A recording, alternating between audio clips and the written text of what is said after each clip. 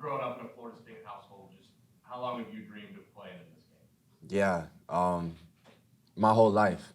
I mean, obviously, my pops went to Florida State, my mom went to Florida, and so this game was always the biggest game of the year in my household. And me and all my brothers were Florida State fans, and so it was a 4v1.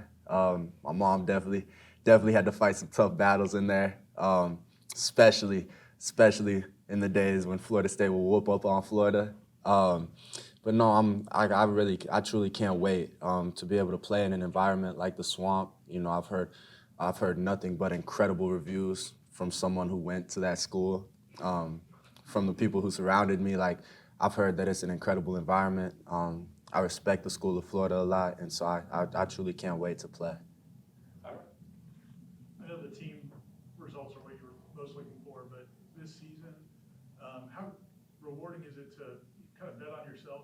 You know, I don't know if you would have gotten quite the same opportunities at prior school, and just to know that you think you could be a 1,000-yard receiver, and then to see it kind of come to fruition this year. Yeah, I think it all started with the belief in myself that I could do it. That drove me to search for new opportunities, and then the belief from Coach Norvell, from Coach Malzahn, from Coach Harris that ultimately brought me here. And when I came here, they told me what they believed I could be, and they've done nothing but reinforce that since I've been here. They've pushed me, they've challenged me, even on days when I probably didn't want to be challenged. They made sure that I was doing everything I could to live up to what I hoped to be, and the expectation that they had for me. And so, it was extremely rewarding, and I'm so beyond blessed and grateful that I ended up at Florida State because, I've made memories here. I've built relationships that I'll hold with me for the entirety of my life. I don't know how much the actually hitting the 1,000 yards matters to you, like numbers wise, but historically, I think you're top 10 now in receiving yards in the season in Florida State history. To be a part of that group of individuals, what does that mean?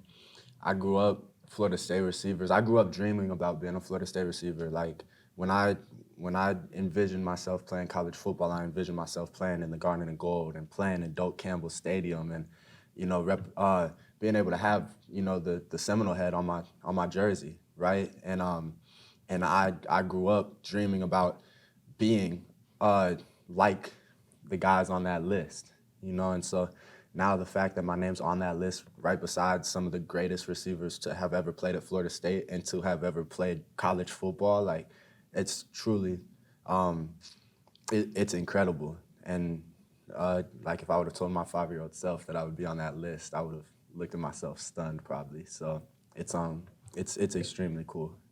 Corey, are you going to be back here next year? I think there's a time and a place for that conversation. But Just throw it out there. yes, sir. Right now, all my focus is on Florida, and doing my best to make sure I prepared well, and trying to make a bowl game. Two-parter then, Stephen. Your dad, it is, come on, I do have the fact. This seat feels great. Your dad's biggest moments probably at Florida State came in that game at the Swamp. He had the 4th and 14 catch that led to a touchdown, also had a touchdown in that game. Have you talked about that? Have you seen those highlights growing up, what your dad did in the Swamp?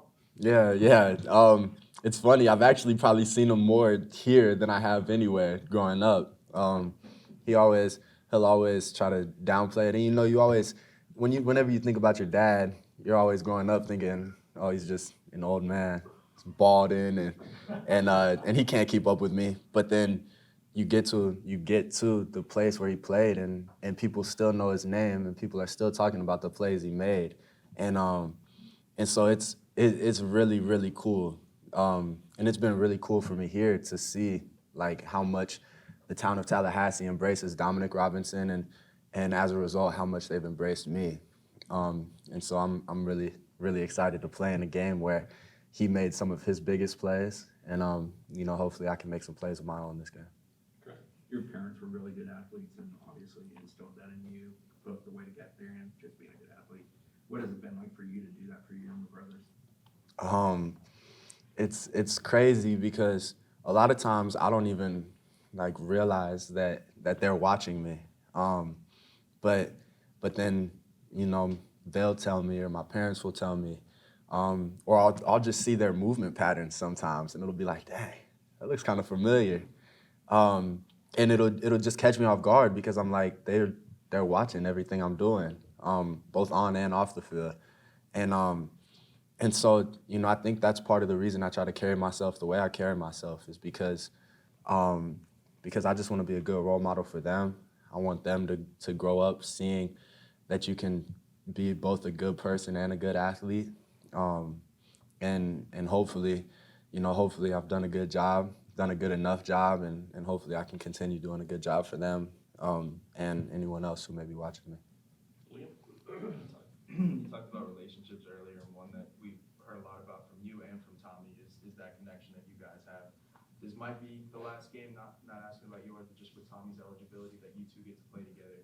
What has that relationship been like both on and off the field for you? Yeah, I mean, Tommy's a big reason why I even came here in the first place. Like that connection. When I came on my visit, he was here the entire time. He made sure he was here. He drove down from Georgia to make sure that he was on the visit with me, and we didn't spend a second apart the whole time I was in Tallahassee, and that was huge for me to be able to have that relationship with the quarterback. We live across the hall from each other, and we're constantly spending time with each other off the field, which I think has helped to develop our connection on the field.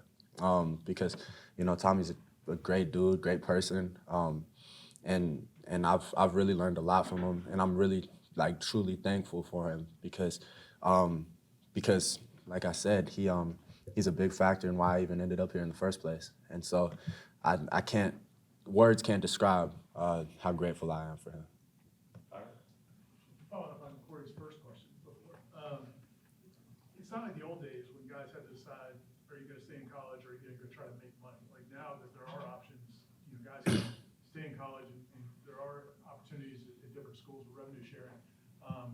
Is that why you can't even really think about any of that because you don't even know what options are going to be available until that point? I mean, that's got to be part of it as well.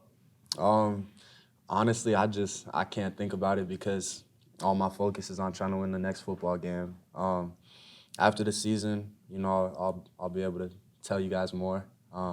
But right now, I'm just trying to take it day by day, trying to continuously improve, and doing my best to make sure that we get that bowl game. Anything else? All right. Just one more. You mentioned your dad being a former football player, and your mom was a great swimmer, but not just their athletic ability, but in their interest in sports, but he's also a performance coach, and just, how difficult or challenging was it coming up or did you naturally have that work ethic and that desire that they wanted you to have? Yeah, I mean, I think that was kind of instilled in me early. Just seeing both my parents work out every day. They're constantly doing stuff or doing active stuff, and so that's always just what I thought was natural. Like growing up, I would just go to the gym with my pops or work out with my mom, and so I never looked at it like I have to go work out. I just looked at it as when are we going to work out? And so just growing up that way, it just makes sense to me that I would want to work extra because I just truly love it. I love doing it, and it's fun to me. It's fun to me, both in the process and then seeing the results of it. And so, I think it all just stems from both of my parents, just doing it every day. And so I've been extremely lucky, extremely blessed to grow up in the household I did, have the parents I have, because without them, I don't think I am who I am today. We'll do the last one for the last one. 3 for 1. Do you know the down and distance that your dad made that catch? 4th and 14. Do you remember, did you show your friends on your phone, hey, this was my dad, he did this? Do you plan on, I don't know, walking on that piece of grass around the area where you made the catch? Did I show my friends the catch on my phone? No.